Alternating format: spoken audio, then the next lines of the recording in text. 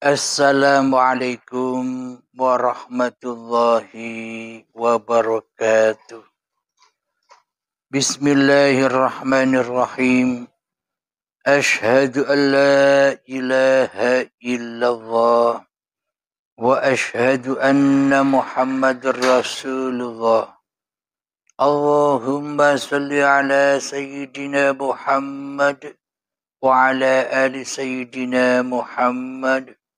Rabbi shrah li sadri wa yassir li amri wahlul 'uqdatam min lisani yafqahu qawli. Amin. Bismillahirrahmanirrahim.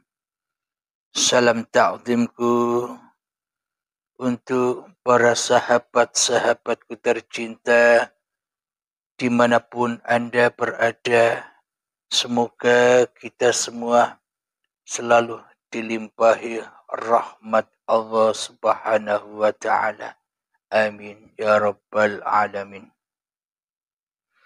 Alhamdulillahirabbil alamin. Kali ini ada pertanyaan dari sahabat kita. Mari kita dengar bersama. Assalamualaikum warahmatullahi wabarakatuh. Asyhadu alla ilaha illallah wa asyhadu anna Muhammadar Rasulullah. Allahumma sholli ala sayyidina Muhammad wa ala ali sayyidina Muhammad. Salam santun Kang Mas. Saya Amit Hendra dari Cikarang. Ada suatu pertanyaan, mohon penjelasannya secara hakikat, yaitu satu masalah puasa. Ada keterangan puasa bila kita makan dalam keadaan lupa dan tidak membatalkan puasa. Keduanya yaitu masalah talak. Bila mana terjadi talak 3, jadi kita kalau mau kembali kepada si istri itu diwajibkan dia harus kawin dulu atau nikah dulu dengan orang lain, baru kita kalau udah dicerai bisa untuk baik lagi hukumnya. Dan itu secara hakikatnya mohon penjelasan. Ya, itu yang dipertanyakan. Salam hormat saya. Ihdinas shiratal mustaqim. Wassalamualaikum warahmatullahi wabarakatuh. Waalaikumsalam warahmatullahi wabarakatuh. Alhamdulillahirabbil alamin. Pertanyaan yang pertama,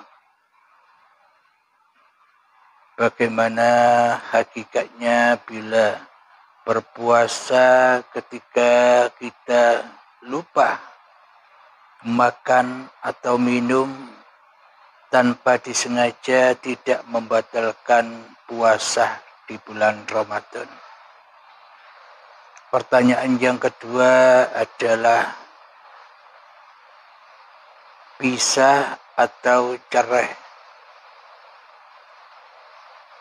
antara suami dan istri bila talak 3 secara syariatnya memang wajib nikah dulu dengan orang lain bila ingin kembali kepada istri yang dicerainya itu.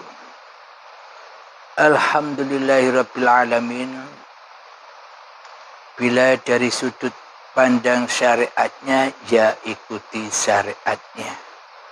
Jadi memang perlu belajar ilmu syariat juga agar tahu syariat-syariat agamanya. Akan tetapi di sini kami mencoba menguak rahasia di balik syariat itu. Bismillahirrahmanirrahim. Ketika berpuasa, kita lupa makan dan minum. Selama kita masih lupa, ya sah puasanya. Jalani aja terus. Meskipun banyak yang kita konsumsi hingga kita kenyang, tapi dalam posisi keadaan lupa, ya tidak apa-apa. Itulah nikmat Allah. Akan tetapi meskipun satu biji darah atau satu biji beras masuk di dalam mulut dengan disengaja, maka batallah puasanya. Ini hakikatnya bagaimana? Bismillahirrahmanirrahim. Bila yang wujud, yang nyata, yang berkuasa, yang punya kehendak daya upaya, yang merasa melakukan segala aktivitas, yang merasa dirinya bersyariat, bila masih manusianya yang mentuhani segala aktivitas diri manusianya, maka batallah seluruh syariat-syariat manusianya. Karena manusianya merasa menjadi Tuhan sebagai pencipta amal-amalnya di dalam kegiatannya. Alhamdulillahirrabbilalamin. Sebanyak apapun amal yang kita kerjakan, bila di dalamnya masih diaku-akui, bila di dalamnya masih merasa diri kita yang berhak berkuasa atas segala laku amal itu, maka batallah di sisi Allah. Di sisi manusia tidak batal. Di sisi manusia ya dikatakan ketaatan atau amal ibadah. Di sisi manusia. Akan tetapi di sisi Allah batal dan terputus. Karena yang dikatakan ibadah itu kan mengabdi, menyembah, menuju, mi'raj, bertajali, wusul kepada Allah di alam lillahi ta'ala. Jadi percumalah banyak amal, banyak ilmu, tapi tidak sampai kepada lillahnya, tidak sampai kepada yang dituju, tidak sampai kepada maksud apa kita ibadah. Sesungguhnya kita beribadah, kita melakukan ketaatan, tak lain dan tak bukan tujuannya supaya kita bisa mati. Maknanya yang hidup hanya Allah. Jadi tujuan apapun ibadah yang kita lakukan supaya manusianya ini mati, supaya manusianya ini mencapai hakikat diri sejati manusianya yang tidak bisa apa-apa dan yang tidak bisa bersiapa-siapa, yang ada hanyalah Allah Subhanahu wa ta'ala. Inilah bukti semua itu. Kenapa di dalam amal ibadah, amal kebajikan itu innamal a'malu binniyah. Kita tekankan niat yang suci. Jika di dalam hati kita yang merasa berbuat di dalam ketaatan atau di dalam kebaikan itu, maka selamanya takkan pernah suci bila manusianya yang merasa melakukannya. Akan tetapi bila dipersembahkan kembali apapun yang kita ibadahkan, apapun yang kita taatkan, melakukan kebajikan kita sandarkan hanya kepada yang maha sucilah semua ini ada. Hanya kepada yang maha sucilah semua ini tercipta. Maka sucilah semua amal itu. Karena sudah sampai niatnya ke alam lillahi ta'ala.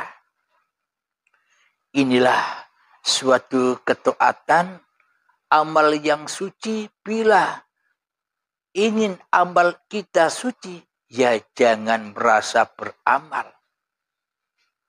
Karena yang beramal, karena yang berafal, yang menguasai apapun gerak-gerik manusia ini, ya dituhani oleh Allah. Tidak dituhani oleh manusianya.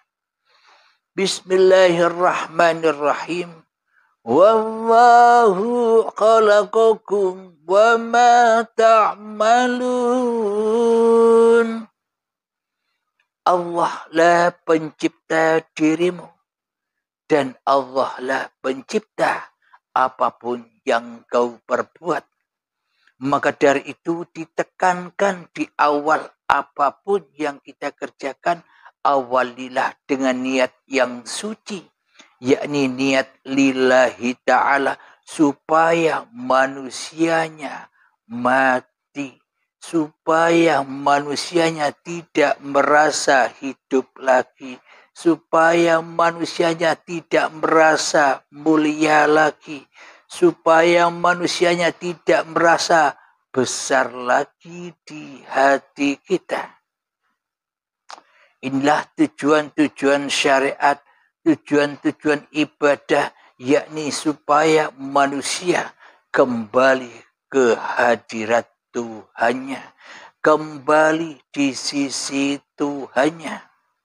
Maka dari itu, bila di dalam hati kita masih wujud kemanusiaan kita yang merasa jadi Tuhan, yang merasa menjadi pencipta, yang merasa sebagai pelaku amal yang kita kerjakan, maka batallah itu semua.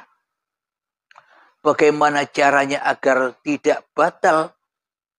Supaya tidak batal di dalam beramal apapun yang kita kerjakan, maka berpuasalah dirimu daripada dirimu sendiri di hatimu. Jadi diri manusianya harus gaib, diri manusianya harus tak ada, diri manusianya harus adam, yang ada, yang nyata, la ilaha illallah. Itulah seafdal-afdalnya zikir kepada Allah, yakni mentiadakan hal-hal selain Allah di hati kecuali Allah. Afdalul zikri fa'lam annahu. Sebaik-baiknya zikir, seafdal-afdalnya zikir, ketahuilah tiada Tuhan selain Allah. Inilah yang perlu kita terapkan di dalam masing-masing hati kita. Karena itulah yang disebut, karena itulah jalan untuk beragama dan beriman kepada Allah. Kembalinya jiwa kepada Sang Pencipta. Ada pertanyaan lagi biasanya begini. Kalau hidupku ini hidupnya Allah, berarti aku Allah. Bila Anda tahu itu, mengapa Anda sebutkan? Ya diam saja. Karena diri manusianya sudah tak ada, bagaimana mungkin kita tahu bahwa hidup ini Allah? Akan tetapi bila masih wujud kemanusiaannya, pasti dirinya ngaku-ngaku jadi Allah. Akhirnya merasa dirinya mulia dari orang-orang yang lain. Merasa dirinya hormat daripada kehormatan orang lain. Jadi maknanya ketika kita sudah masuk di dalam alam lillahi ta'ala, maka tak berlaku lagi kemanusiaannya. Apapun yang dikerjakannya sholatnya, puasanya, zakatnya, amal ibadahnya, bekerjanya, apapun yang diaktivitaskan sejak bangun tidur hingga tidur lagi, maka yang disaksikan hanyalah pagelaran Tuhannya. Itulah hamba-hamba yang mengabdi. Itulah hamba-hamba yang telah lulus membawa amanah-amanah billah, yakni hanya sebagai khalifah, hanya sebagai yang diperankan. Alhamdulillahirabbil alamin. Bila masih ada kekuasaan diri manusianya melebihi kekuasaan Tuhannya di hatinya, maka amal apapun, sebanyak apapun amal yang kita lakukan, semua terputus dan sia-sia. Batalah amal manusianya. Karena hakikatnya manusia tak pernah bisa beramal. Maknanya tanpa uripi Allah apakah ada amal? Bila manusia sudah menyadari itu, maka ini hanyalah af'al Tuhanku. Ini hanyalah kekuasaan Tuhanku yang memerankanku. Jadi diri manusianya enjoy saja. Diam wae. Jangan ikut-ikut jadi Tuhan. Biarlah Tuhanmu yang memerankanmu. Itulah aplikasi dari niatan-niatan yang suci yang sudah diajarkan oleh Allah kepada junjungan kita Nabi besar Muhammad sallallahu alaihi wasallam agar selalu mensucikan niat. Maknanya jangan manusianya yang merasa berniat, jangan manusianya yang merasa melakukan itu semua. Maknanya kita lakukan itu semua, ikuti saja apa yang diperankan oleh hidup. Ketika diutus sholat, sholatlah. Maknanya hati sudah lillah. Hati sudah tak berharap-harap lagi pahala. Hati sudah tak berharap-harap lagi surga. Bagaimana mungkin kita masih berharap-harap pahala dan surga, sementara laku apa yang kita lakukan bukan laku kita sendiri. Allah lah yang memerankanku di dalam sholat. Allah lah yang memerankanku di dalam berpuasa.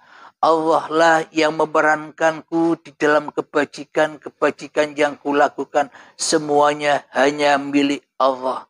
Inna salati wa nusuki wa mahyaya wa mamati lillahi rabbil alamin. Inilah tanda-tanda manusia yang sudah bisa kembali kepada Tuhannya, yakni mati sebelum mati. Jadi pada intinya jawabannya bila masih wujud manusianya yang merasa menjadi penguasa di dalam hati ini melebihi kuasa Tuhannya, inilah yang dimaksud putus karena hamba, karena manusianya di dalam hatinya tidak sadar bahwa dirinya telah mensekutukan Allah sebagai pencipta diri manusianya, disekutukan dengan diri manusianya yang paling wujud daripada wujud Tuhannya, yang paling hidup daripada hidup Tuhannya, yang paling berkuasa daripada kuasa Tuhannya. Bila kekuasaan ini masih digenggam oleh diri manusianya di hatinya, maka terputuslah semua itu. Karena manusianya tidak berpuasa dari diri manusianya di hatinya, maka takkan pernah bertemu dengan bulan suci Ramadan. Bulan sucinya Allah di dalam bulan Ramadan, bila di dalam hati kita masih najis, kotor dengan kemanusiaan kita. Alhamdulillahirabbil alamin. Itulah jawaban pertanyaan yang pertama. Pertanyaan yang kedua, bila suami istri cerai talak 3, maka sang suami bila ingin kembali kepada istrinya, maka harus nikah dulu dengan orang lain. Alhamdulillahirrabbilalamin, jawaban ini juga terdapat di jawaban pertanyaan yang pertama tadi. Maka terputuslah ketika manusia sudah menyimpang kepada diri manusianya yang hadir, yang berkuasa atas diri manusianya, maka tertolaklah atau maka cerailah, maka terputuslah amal-amalnya, tidak bisa kumpul lagi, tidak bisa berjamaah lagi. Maknanya berjamaah ini adalah manusia kembali kepada hakikat diri sejati manusianya yang hanya sebagai khalifah, yakni hanya sebagai yang diperankan, bukan punya peran sendiri. Allah tak punya peran. Selama ini praktek di dalam hati kita kan seolah begitu, seolah kitalah yang maha bisa berperan. Kita bisa ngopi, kita bisa merokok, kita bisa makan sendiri, kita bisa minum sendiri, kita bisa duduk sendiri, kita bisa berdiri sendiri, kita bisa mandi sendiri, kita bisa sholat sendiri, kita bisa berpuasa sendiri, kita bisa sedekah sendiri, kita bisa bekerja sendiri, kita bisa memasak di dapur sendiri. Coba perhatikan, bila tanpa Allah, bila tanpa uripe Allah yang meliputi diri manusianya, apakah sesebutan semua aktivitas yang kita lakukan itu ada tanpa Allah? Lebih wujud mana Allah, lebih wujud mana uripe Allah dengan semua nama-nama kegiatan-kegiatan itu tadi. Semua nama-nama kegiatan itu tadi takkan pernah ada tanpa uripe Allah, tanpa hayatullah, tanpa dihidupi oleh Allah. Semua itu takkan pernah terwujud. Duduk tak ada, berdiri tak ada, merokok tak ada, ngopi tak ada, sholat tak ada, puasa tak ada, bekerja tak ada. Semuanya takkan pernah ada tanpa Allah. Berarti lebih wujud mana Allah dengan ciptaannya? Coba kita resapi. Mayoritas kita selama ini kan menyangka seolah-olah diri kitalah yang wujud. Aktivitas kitalah yang wujud daripada Allah di hati kita. Inilah iman dan akidah yang selama ini terbalik dari yang sesungguhnya. Alhamdulillahirrabbilalamin. Semoga jawaban-jawaban yang singkat ini bisa kita aplikasikan di dalam kehidupan ini. Bila pertanyaan ini babakan syariat, ya ikutilah tatanan-tatanan syariatnya. Akan tetapi meskipun kita mengikuti tatanan-tatanan syariatnya, hati jangan terbelenggu dengan syariat manusianya. Hati tetap pulang menuju ke hadirat Tuhannya, yakni kesucian lillahi ta'ala.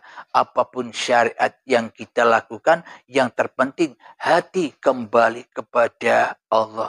Karena tanpa Allah syariat takkan pernah ada. Syariat itulah hakikatnya syariatullah. Karena di dalam tuntunan Kanjeng Nabi Muhammad SAW, kita diutus kembali kepada Allah di dalam apapun syariat yang kita kerjakan.